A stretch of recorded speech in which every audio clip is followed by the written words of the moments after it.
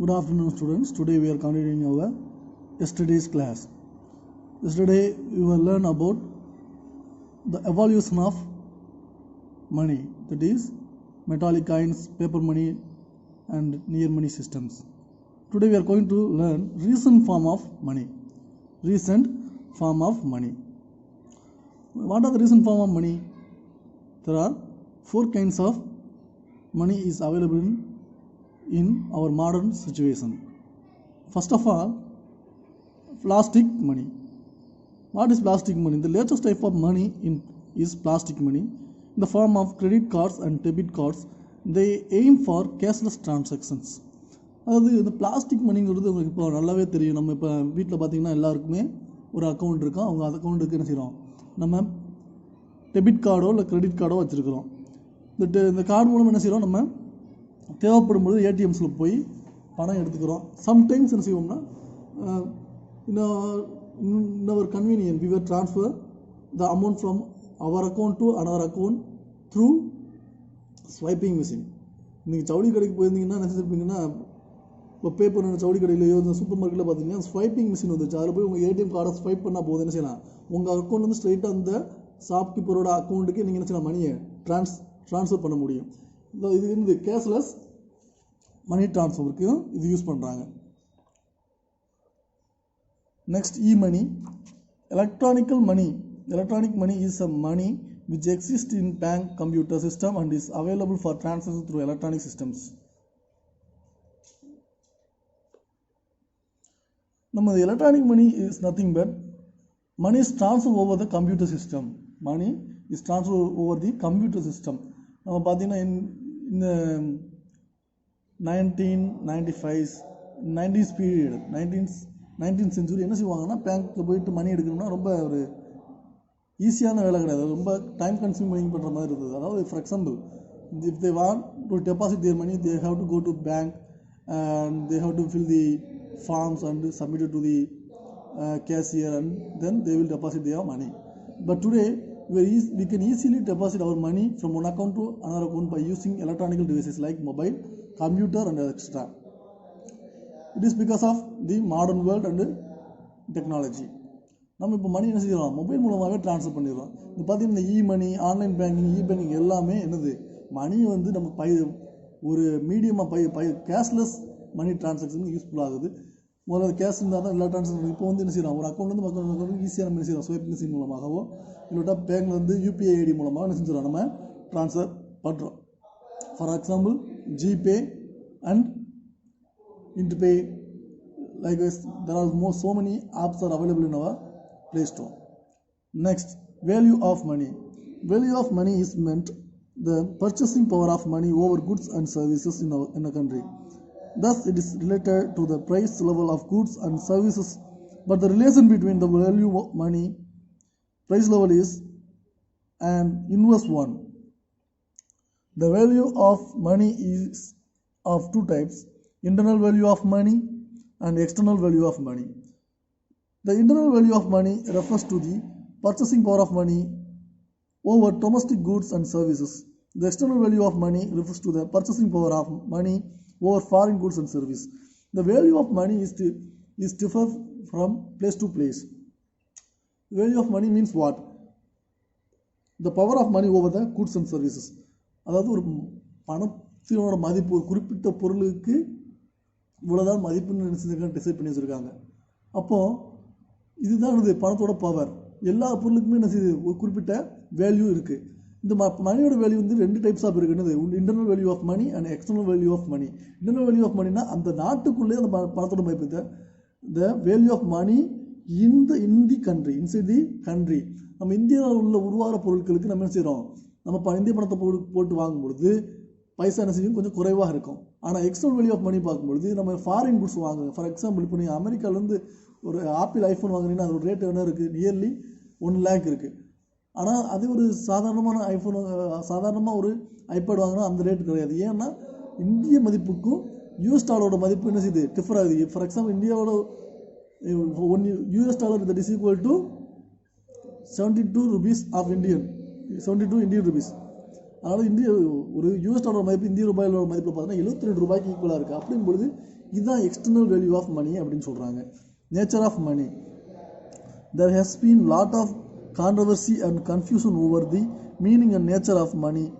Money is difficult concept to define, partly because it fulfills not one but their functions, each of them providing a certain of moneyness, those of a unit of account, a medium of exchange and store of value. So John Hicks says that money is defined by its function. Anything is money which is used as money. Money is what money does.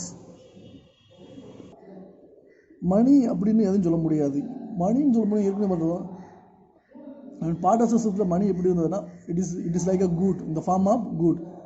இந்த metallic பீரியடில் it is like a metal, gold or silver. Money இந்த ஃபார்மில் தான் இருந்தது. இப்போ மணி என்ன செய்யுது, electronic ஃபார்ம்லேயே வந்துருச்சு. இப்போ நம்ம ஃபங்க்ஷன்ஸ் ஆஃப் மணியை பார்க்கலாம். Functions of money are classified into primary or main functions, secondary functions and contingent function. Primary or main functions.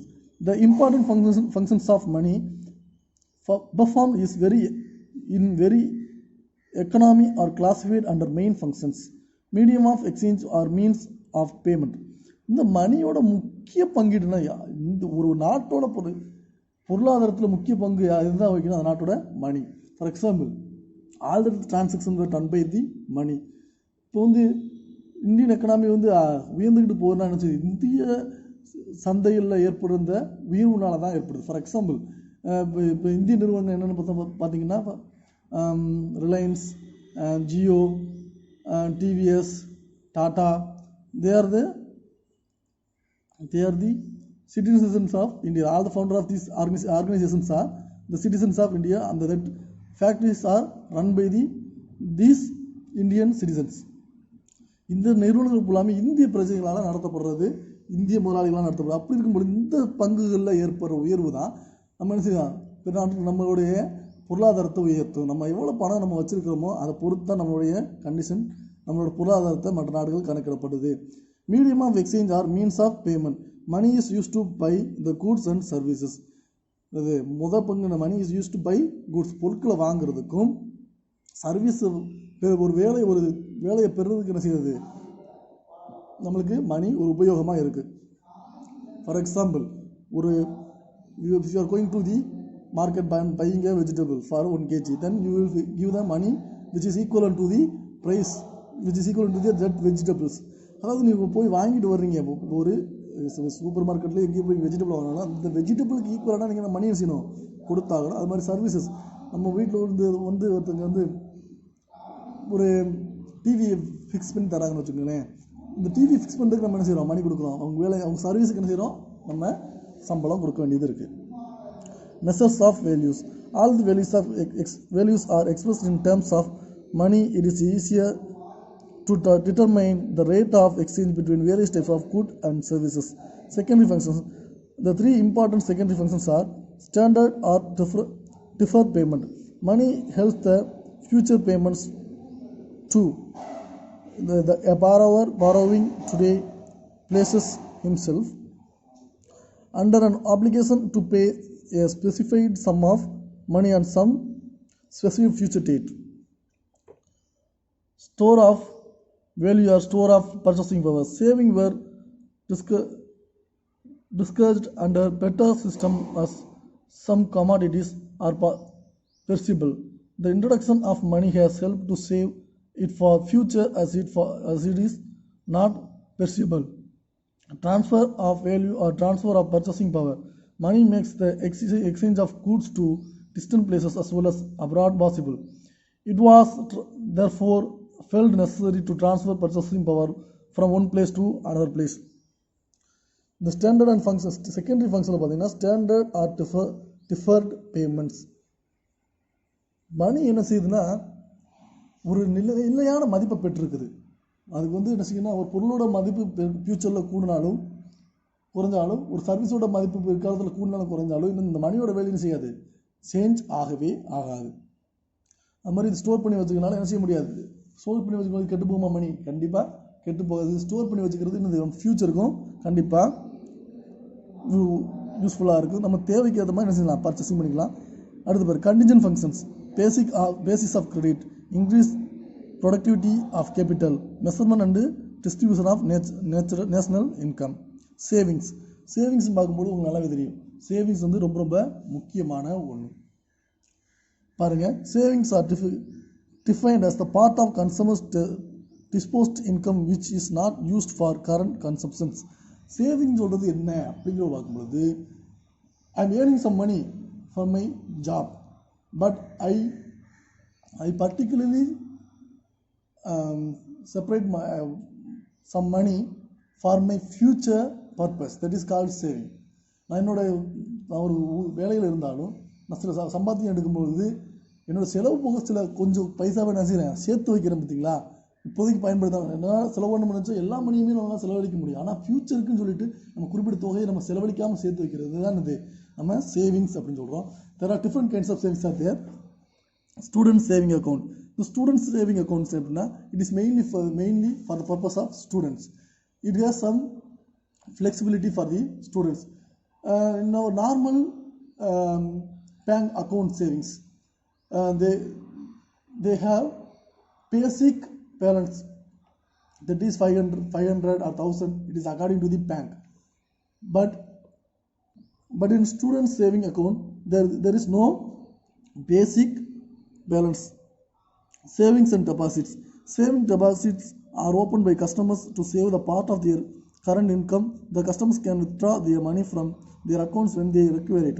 The bank also gives a small amount of interest to the money in the saving deposits. The saving deposits நம்ம எடுத்துக்கிட்டோம்னா, இப்போது பணத்தை வந்து செய்வாங்க, பேங்க்ல வந்து deposit பண்ணிக்கிட்டே இருப்பாங்க.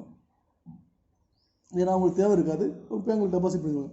When they have some requirement, then only they use some money from their account. For the particular period, they get some minimum interest from the bank, that is called saving deposit. Current account deposit. Currently accounts are generally opened by business firms, traders and public authorities. The current account help in frequent banking transactions as they are repayable on demand. Fixed deposits. Fixed deposit accounts are meant for investors who want their principal to be safe and yield them fixed yields. The fixed deposits are also called as term deposit, as normally they are fixed for special period. அது இந்த current டெபாசிட்டும் fixed டெபாசிட்டும் பாருங்கள். இந்த current deposit யார் வச்சுருப்பாங்கன்னா, இந்த factories, real estates and traders, then the government organization will keep the current accounts. They will collect some money from the bank, then they will give back the money to the bank. Fixed deposit ஒரு குறிப்பிட்ட பீரியட்ஸ்க்கு ஒரு 16 வருஷத்துக்கு, for example பார்த்தீங்கன்னா, இந்த post office saving பார்த்தீங்கன்னா ஒரு குறிப்பிட்ட amount 500 ஒரு 12 இயர்ஸுக்கு என்ன செய்வாங்க சொல்லுவாங்க, பேப்பர் சொல்லுவாங்க. அந்த அமௌண்ட்டுக்கு என்ன செய்வாங்கன்னா, அவங்க இன்ட்ரெஸ்ட் கொடுத்துட்டே இருப்பாங்க. 6% இன்ட்ரெஸ்ட் கொடுக்குறாங்கன்னு நினைக்கிறேன். அந்த 6% இன்ட்ரெஸ்ட் கொடுத்துட்டே இருப்பாங்க. உங்கள் அமௌண்ட் இந்த அக்கௌண்ட்டில் எவ்வளோ பணம் இருக்கோ அதுக்கு என்ன செய்வாங்கன்னா, டேர்ம் வைஸாக அவங்க அந்த இன்ட்ரெஸ்ட் கொடுத்துட்டே வருவாங்க. ஆனால் அந்த பைசா எப்போ தான் எடுக்க முடியும்னா 12 இயர்ஸ்க்கு அப்புறம் தான் எடுக்க முடியும். இது மாதிரி டெபாசிட் வேணும், ஃபிக்ஸ்டு டெபாசிட் அப்படின்னு சொல்லுவாங்க. அது benefits of saving. You will be financially independent sooner. முதல் பாயிண்ட் பாருங்கள், you will be financially independent சூனர்னா நம்மளுக்கு ஃபினான்சியல் சப்போர்ட் கண்டிப்பாக இருக்கும். நம்ம வந்து சுதந்திரமாக இயங்க முடியும். நம்ம ஒரு குறிப்பிட்ட காரியத்தை செய்கிறதுக்கு மற்ற யாரும் தேடி இருக்கணும். சேவிங்ஸ் இருந்துன்னா, இப்போ சேவிங்ஸே இல்லைன்னா என்ன செய்ய முடியும், ஒரு குறிப்பிட்ட செயலை செய்கிறதுக்கு என்கிட்ட அமௌண்ட் போதிய அளவு அமௌண்ட் இல்லைன்னா கடன் வாங்கிட்டு இருக்கு. ஆனால் சேவிங்ஸ் தான், I can get the money from my savings. You would not have to worry any unforeseen expenses. In future, you will have financial backup in place if you lose your job.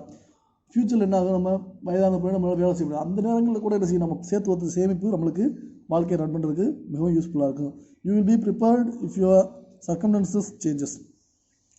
You will be more comfortable in retirement. Save today for better tomorrow.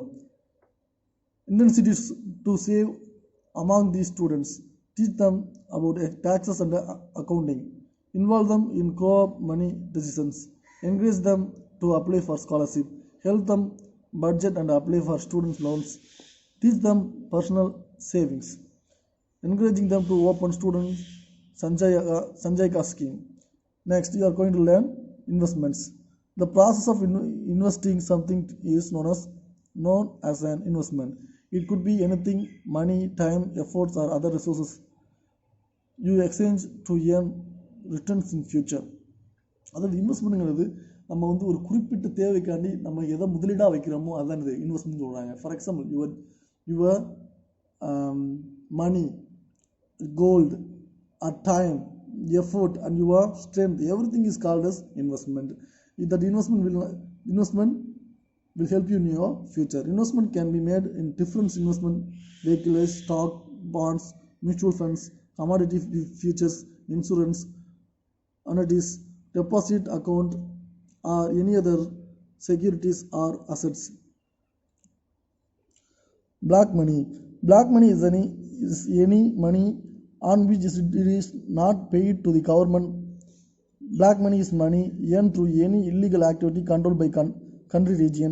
Black money proceeds are usually received in cash from underground economical activity and as such are not taxed. The black money is accumulated by the criminals, smugglers, hoarders, tax evaders, and other antisocial elements of the society. In India, black money is funds earned in the black market on which income and other taxes have not been paid. The total amount of black money deposited in foreign banks or by Indians is unknown. The root cause for the increasing rate of black money in the country is the lack of strict punishment for the offenders.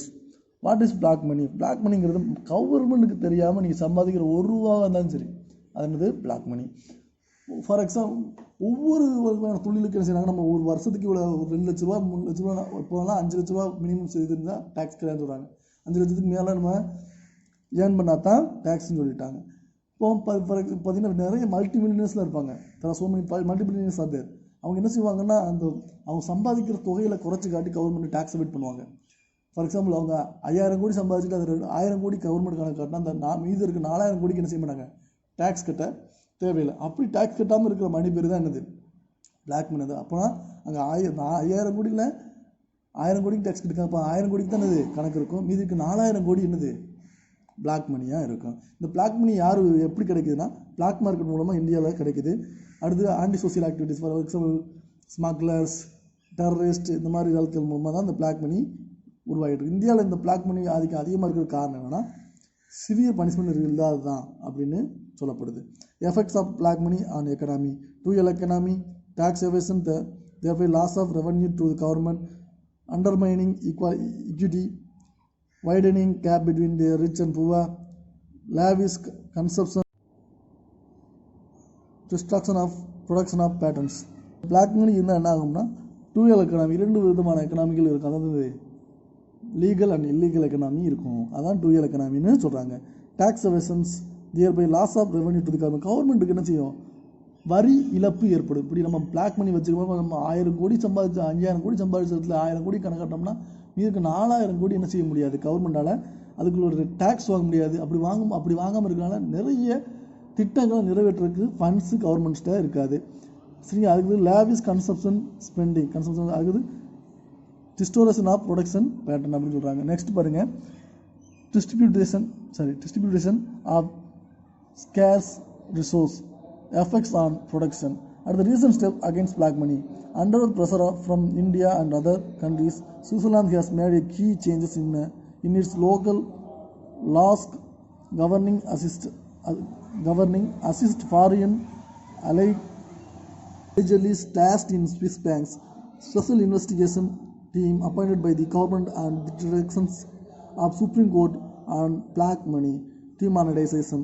Some legislative framework in India against black money: Prevention of Money Laundering Act 2002, Lokpal and Lokayuta Act, Prevention of Corruption Act 1988, the Undisclosed Foreign Income and Asset Bill 2015, Benami Transaction Prohibition Act 1988 amended in 2016, the Real Estate Act 2016.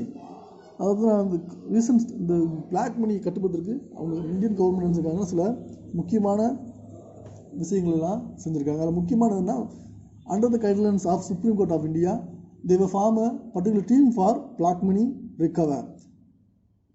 Because of the pressure of Indian government, Switzerland changed their local laws for the flexibility of foreign allegedly.